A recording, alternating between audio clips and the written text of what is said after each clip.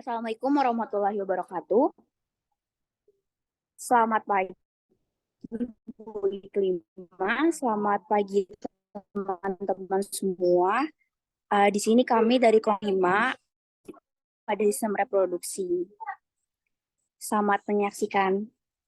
Next.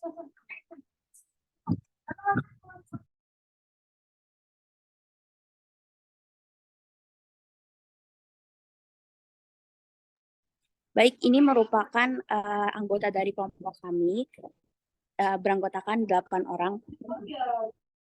Next.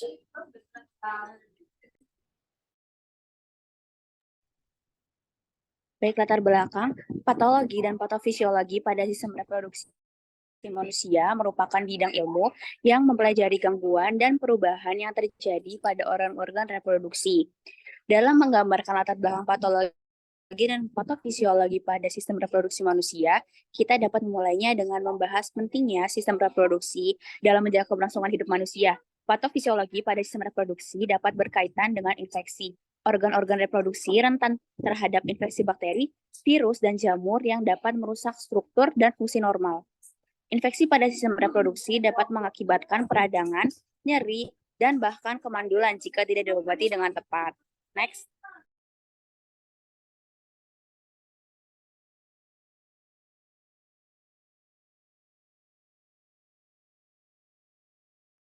Baik, selanjutnya anatomi fisiologi sistem reproduksi. Next.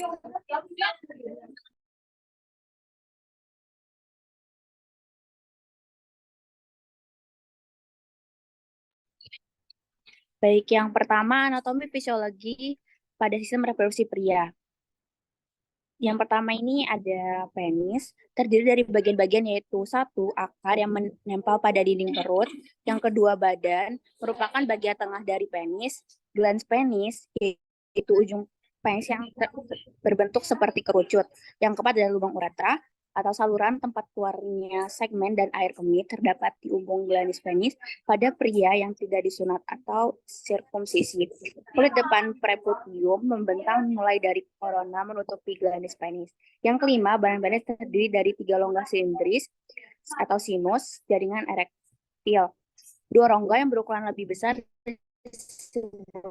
corpus cavernosus terletak bersebelahan. Rongga yang ketiga disebut corpus spongiosum mengelilingi uretra. Jika rongga tersebut terisi darah, maka penis menjadi lebih besar, kaku dan tegak mengalami ereksi. Berfungsi sebagai alat persetubuhan atau alat senggama dan juga sebagai saluran untuk pembuangan sperma dan air seni. Gambarnya bisa dilihat di samping. Baik, selanjutnya dilanjutkan oleh teman.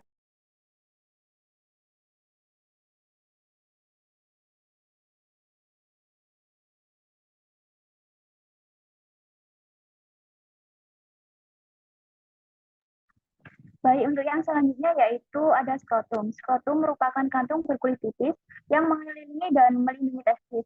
Skrotum juga bertindak sebagai sistem pengontrol suhu untuk testis karena agar sperma terbentuk secara normal. Testis harus memiliki suhu yang sedikit lebih rendah dibandingkan dengan suhu tubuh. Skrotum ini berfungsi sebagai sistem pengontrol suhu untuk testis. Yang ketiga yaitu ada testis. Testis berbentuk lonjong dengan ukuran sebesar buah zaitun dan terletak di dalam skrotum. Biasanya testis kiri agak lebih rendah daripada testis yang sebelah kanan. Testis memiliki 2 fungsi, yaitu menghasilkan sperma dan membuat testosteron atau hormon seks pria yang utama. Berfungsi sebagai penghasil spermatozoa juga merupakan organ hormon endokrin. Next.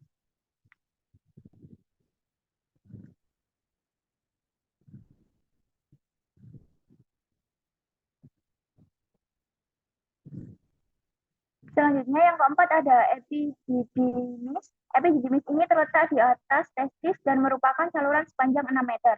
Epididymis mengumpulkan sperma dari testis dan menyediakan ruang serta lingkungan untuk proses pematangan sperma. Berfungsi sebagai tempat untuk menyimpan sperma dan mampu mempertahankannya sampai matang.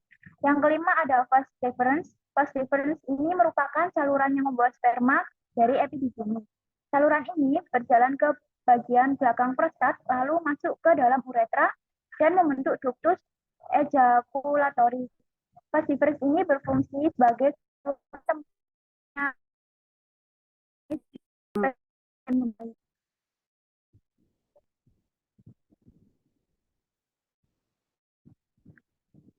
Lalu yang selanjutnya yaitu alat reproduksi wanita. Alat reproduksi eksternal. Next.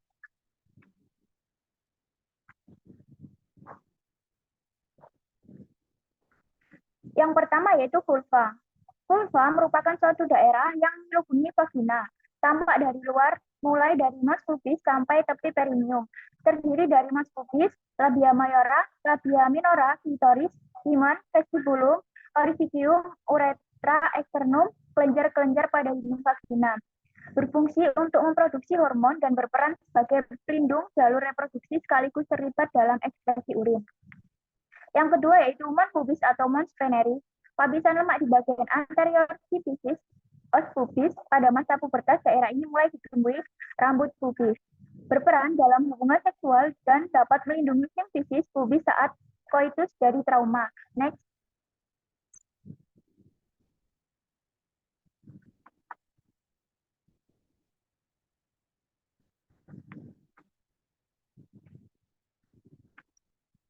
Lalu yang ketiga adalah labia mayora.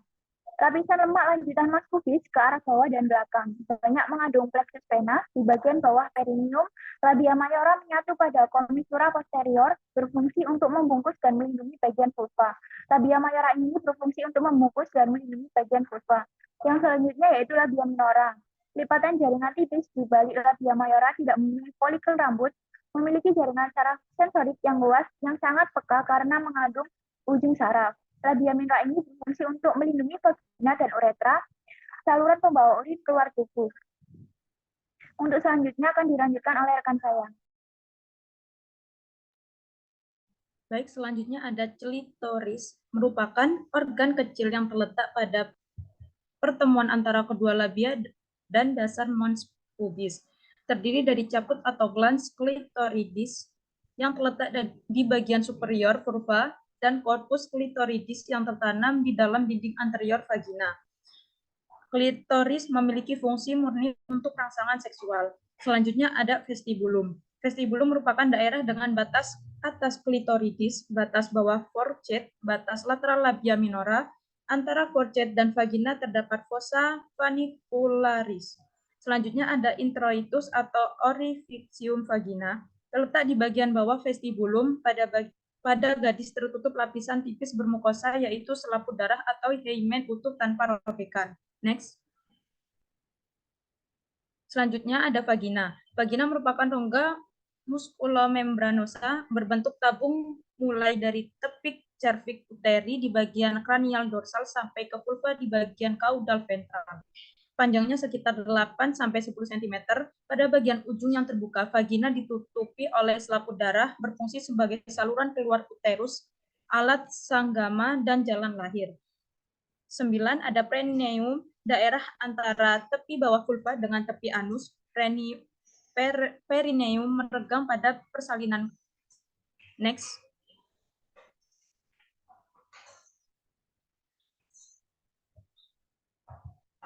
Alat reproduksi internal. Pertama ada uterus. Uterus terdiri dari lapisan parametrium, yaitu lapisan paling luar dan yang berhubungan dengan rongga perut. Selanjutnya ada lapisan myometrium yang berfungsi mendorong bayi keluar pada proses persalinan. Lapisan endometrium, yaitu lapisan dalam rahim tempat menempelnya sel telur yang sudah dibuahi. Lapisan ini terdiri dari lapisan kelenjar yang berisi pembuluh darah, berfungsi sebagai tempat perkembangan zigot.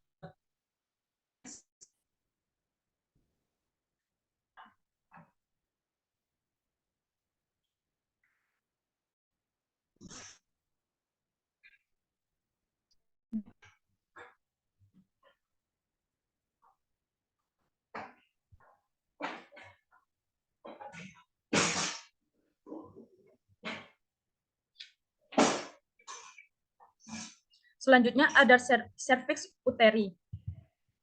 Cervix uteri merupakan penghubung antara vagina dan rahim. Bagian terbawah uterus terdiri dari pars vaginalis dan pars supers vaginalis. Posisi cervix mengarah ke ke kaudal posterior setinggi spina ischiadica, serviks memproduksi cairan berlendir atau mukus. Pada sekitar waktu ovulasi, mukus ini menjadi banyak, elastis, dan licin. Ketiga, ada corpus uteri, lapisan paling luar serosa atau peritoneum yang melekat pada ligamentum latum uteri di intraabdomen, lapisan tengah muskular atau myometrium berupa otot 3 lapis, serta dalam lapisan endometrium yang melapisi dinding kafum uteri menebal dan runtuh sesuai siklus haid akibat pengaruh hormon ovarium. Next.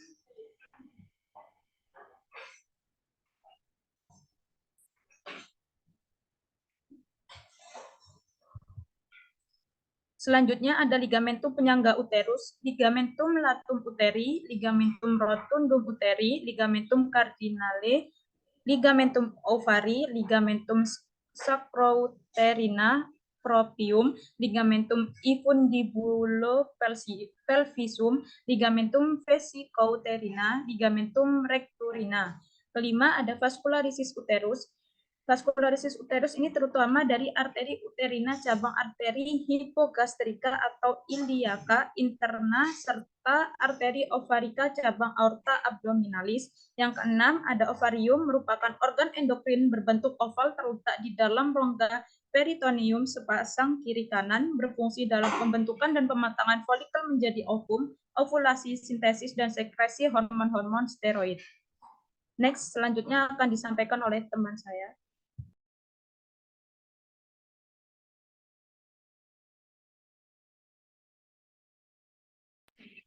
Baik, untuk selanjutnya ada salping atau tuba fallopi. Dinding tuba terdiri dari satu pars ismika, proksimal atau isthmus, merupakan bagian dengan lumen tersempit terdapat sphincter uterotuba, pengendali transfer gamet. Yang kedua ada pars ampularis, tempat yang sering terjadi fertilisasi adalah daerah ampula atau infundibulum, dan pada hamil ektopik atau patologi.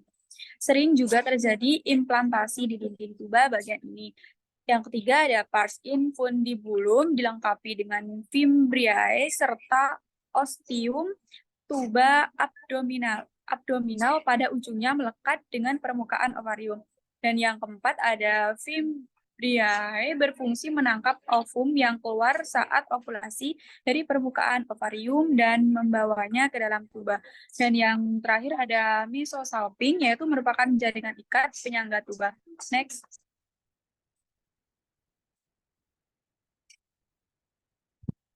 Berikut ada patologi dan patofisiologi sistem reproduksi.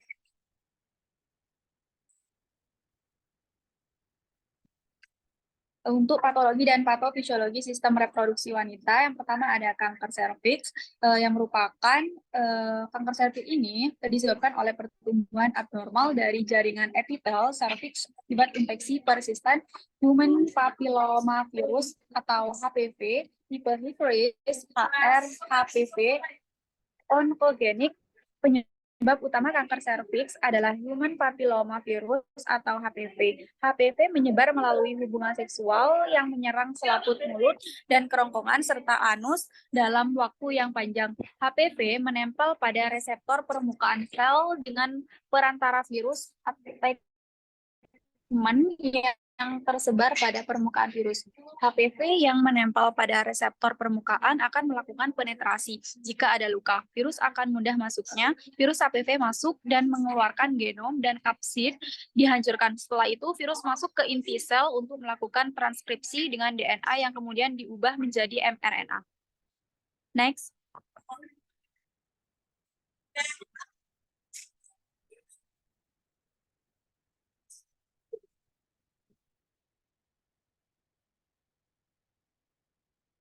Untuk selanjutnya ada WOC dari kanker serviks, bisa dilihat.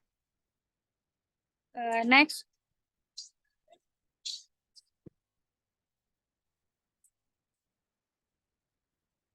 Yang kedua ada sindrom ovarium polikistik atau PCOS, merupakan gangguan hormon yang sering menyebabkan masalah kesuburan. PCOS merupakan keadaan yang menyebabkan pengidapnya memiliki banyak kista kecil pada indung telur atau ovarium. Kondisi ini menyebabkan sel telur tidak berkembang dengan sempurna dan gagal dilepaskan secara koheren. Penyebab dasar terjadinya PCO hiperinsul atau H, inflamasi, hiperandrogenisme. Next.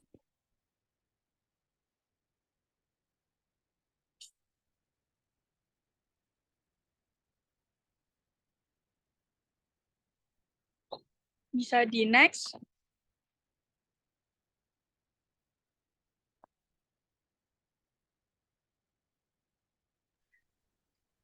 Baik, berikut ada VOC dari sindrom ovarium polikistik atau PCOS. Untuk selanjutnya akan dilanjutkan oleh teman saya.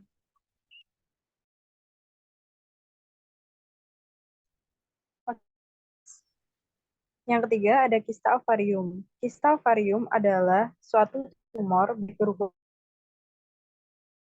ataupun solid, jinak ataupun ganas yang sering ditemukan pada wanita di masa reproduksinya. Faktor risiko yang mempengaruhi meliputi gaya hidup tidak sehat dan jika jadi abnormal yang akan menyebabkan penimbunan folikel yang terbentuk secara tidak sempurna di dalam ovarium. Folikel tidak mengalami ovulasi karena LH Schurz tidak terjadi menyebabkan pembentukan folikel tidak sempurna. Folikel tersebut gagal mengalami pematangan dan gagal melepaskan sel telur terbentuk secara tidak sempurna di dalam ovarium karena itu terbentuk kista ovarium. Next.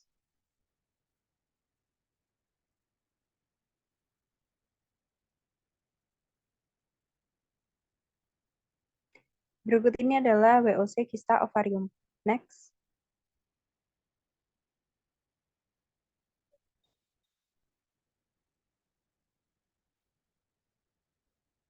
Lalu yang keempat ada endometriosis. Endometriosis merupakan gangguan ginekologi yang ditandai dengan adanya jaringan endometrium di luar kavum uteri yang dapat memicu terjadinya reaksi inflamasi. Berikut merupakan beberapa gejala umum terjadinya endometriosis. Yang pertama, nyeri hebat di perut bagian bawah dan sekitar panggul, terutama saat menstruasi. Yang kedua, kram perut sebelum dan sesudah menstruasi dalam waktu yang lama. Yang ketiga, volume darah berlebihan selama menstruasi. Yang keempat, sakit punggung saat menstruasi di bagian bawah. Yang kelima, pendarahan di luar siklus menstruasi. Yang keenam, nyeri saat atau setelah hubungan seksual. Yang ketujuh, nyeri pada saat buang air kecil atau buang air besar. Yang kedelapan, diare, kembung, mual, sembelit, dan mudah lelah saat menstruasi.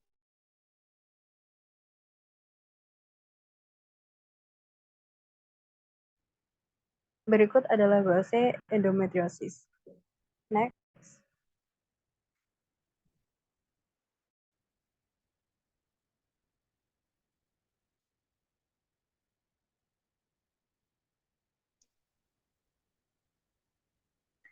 Selanjutnya, patologi dan patofisiologi sistem reproduksi pria. Yang pertama, hiperplasia prostagina. Hingga sekarang, masih belum diketahui secara pasti penyebab terjadinya BPH. Tetapi beberapa hipotesis menyebutkan bahwa BPH erat kaitannya dengan peningkatan kadar dihidrotestosteron dan proses penuaan. Beberapa hipotesis yang diduga sebagai penyebab timbulnya hiperplasia prostat adalah sebagai berikut. Yang pertama, teori dihidrotestosteron. Yang kedua, ketidakseimbangan antara estrogen testosteron. Yang ketiga, interaksi stroma epitel. Yang keempat, berkurangnya kematian sel prostat. Yang kelima, teori sel septum. Next.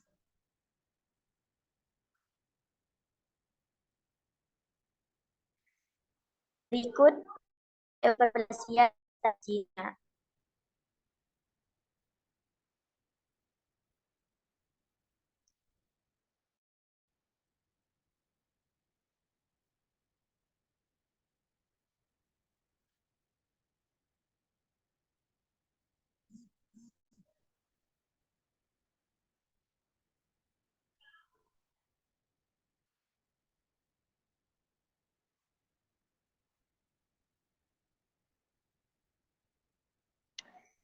Yang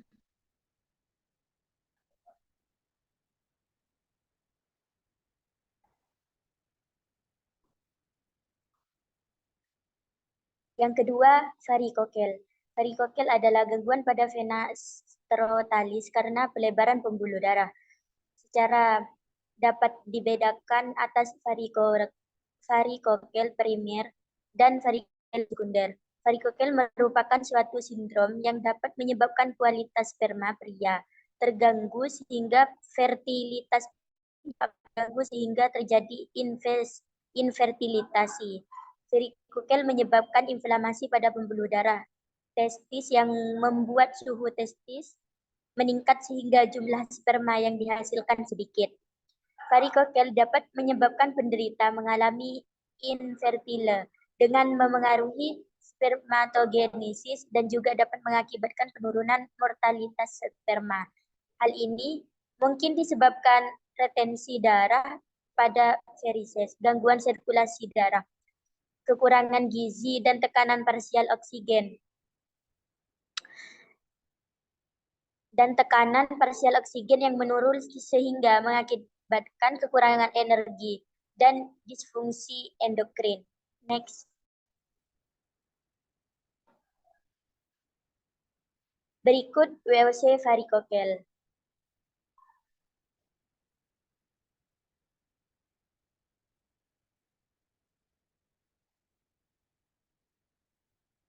Berikut kasus pasien bernama Nyonya S berumur 40 tahun, pendidikan terakhir SMP, beragama Islam. Sebagai ibu rumah tangga, status sudah menikah. Alamat Mulyorejo Selatan 0101. Penanggung jawab Tuan T. 42 tahun, beragama Islam. Pekerjaan swasta. Pasien dirawat di Bangsal Dahlia RSUD Mulyorejo dengan diagnosa mioma uteri dan dilakukan pengkajian pada tanggal 20 November 2023 jam 7.00 WIB. Pada saat pengkajian, pasien mengatakan nyeri pada vagina dan menjalar pada pinggang, serta mengeluarkan darah. Pasien juga mengatakan susah BAK dan tampak memegang perutnya. Pasien mengatakan apakah penyakitnya berbahaya atau tidak. Pasien tampak gelisah dan tegang, serta pasien mengatakan takut kalau dioperasi. Hasil pemeriksaan TTV, tekanan darah 140/80 mmHg. Nadinya 110 kali per menit. Suhunya 36 derajat per Celcius. Pernapasannya 2 kali per menit. Selanjutnya, asuhan keperawatan yang pertama adalah pengkajian identitas pasien. Nama pasien Nyonya S, umur 40 tahun, jenis kelamin perempuan, agama Islam, pendidikan SMP, pekerjaan ibu rumah tangga, status sudah menikah, alamat Mulyorejo Selatan 0101. Tanggal pengkajian 20 November 2023, jam 7 WIB. Diagnosis medis mioma uteri. Untuk identitas penanggung jawab, nama Tuan T, umur 45 tahun, jenis kelamin laki-laki, alamat Mulyorejo Selatan 0101, pekerjaan swasta, hubungan dengan pasien adalah suami. Untuk anamnesanya, keluhan utama nyeri pada vagina dan punggung. Yang kedua, riwayat penyakit sekarang, pasien mengatakan nyeri pada vagina dan menjalar pada pinggang disertai dengan keluar darah dari vagina. Pasien juga mengeluhkan susah BAK. Riwayat penyakit dahulu, tidak ada riwayat penyakit dahulu. Riwayat penyakit keluarga, tidak ada riwayat penyakit keluarga. Untuk riwayat alergi, tidak ada riwayat alergi.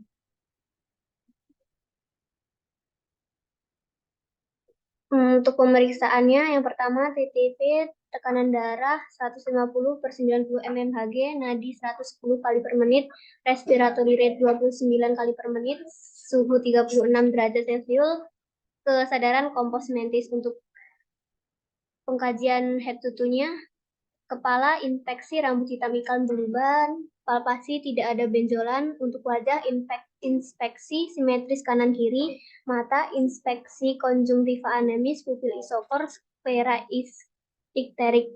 Untuk hidung, inspeksi tidak ada pernapasan cuping hidung. Telinga tampak bersih, bentuk telinga simetris, tidak terdapat kelainan. Mulut, mukosa bibir kering, tidak ada sianosis, mulut tampak bersih. Leher, tidak ada pembengkakan kelenjar tiroid atau vena jugularis. Untuk toraks simetris, tidak ada luka karena kulit pucat, tidak ada nyeri tekan, turgor kulit kembali dalam 5 detik, sonor, tidak ada bunyi tambahan. Untuk analisis datanya ditemukan masalah keperawatan hipovolemia berdasarkan data subjektif, tidak ada data objektifnya. Nadi 110 kali per menit, tekanan darah 140 per 80 mmHg, turgor kulit menurun, membran mukosa kering, susah BAK. Untuk nyeri akut, data objektifnya mengeluh nyeri pada vagina dan punggung. Untuk data objektifnya, pasien memegang perut, pasien tampak gelisah, skala nyeri 6, dan nadi 120 menit. Untuk ansietas, data subjektif, pasien bertanya apakah penyakit yang dialaminya berbahaya atau tidak, merasa takut dioperasi. Untuk data objektifnya, pasien tampak gelisah, pasien tampak tegang, nadi 110, R-nya 2 kali 9 per menit.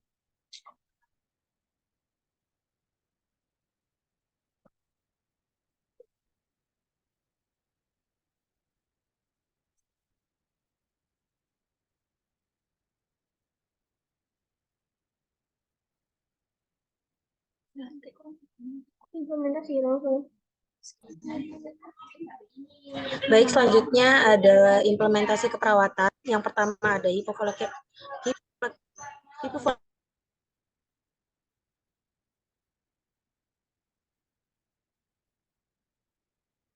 dan output cairan dan menghitung kebutuhan cairan. Untuk evaluasinya adalah untuk O-nya nadi 110 kali per menit dan tekanan darahnya 140 per 80 mmHg dengan turgor kulit menurun. Kemudian A-nya masalah teratasi dan intervensi dihentikan.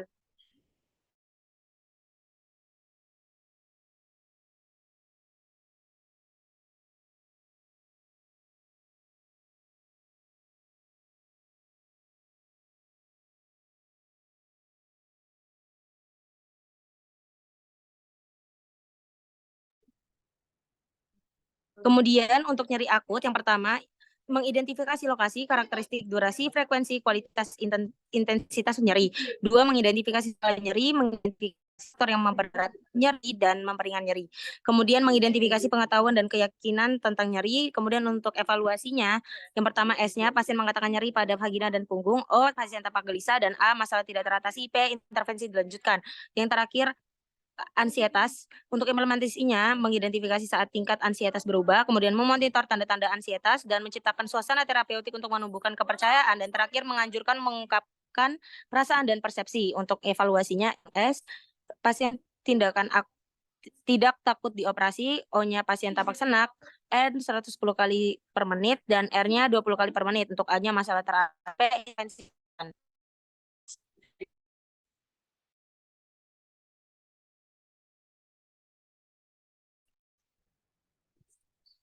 Untuk kesimpulan dan patofisiologi pada sistem reproduksi manusia merupakan bidang ilmu yang mempelajari gangguan dan perubahan yang terjadi pada organ reproduksi. Organ reproduksi pria terdiri atas penis, skrotum, epididymis, dan vas deferens, uretra, kelenjar Cowper, kelenjar prostat, dan vesicula seminalis. Organ reproduksi wanita dibagi menjadi 2, yaitu alat reproduksi eksternal dan internal. Alat reproduksi eksternal wanita terdiri dari vulva, mons pubis, labia mayora, labia minora, klitoris, vestibulum, introitus, vagina, dan perineum. Alat reproduksi internal wanita terdiri dari uterus, cervix uteri, corpus uteri, dan ligamentum. Penyakit pada sistem reproduksi bisa menyerang pria dan wanita. Penyakit ini biasanya disebabkan oleh infeksi, peradangan, kelainan genetik, gangguan hormon, bahkan kanker. Oleh karena itu, cara untuk menghindari terjadinya penyakit dari organ reproduksi dengan menjaga pola kesehatan dan pola hidup sehat. Ya, bisa di next.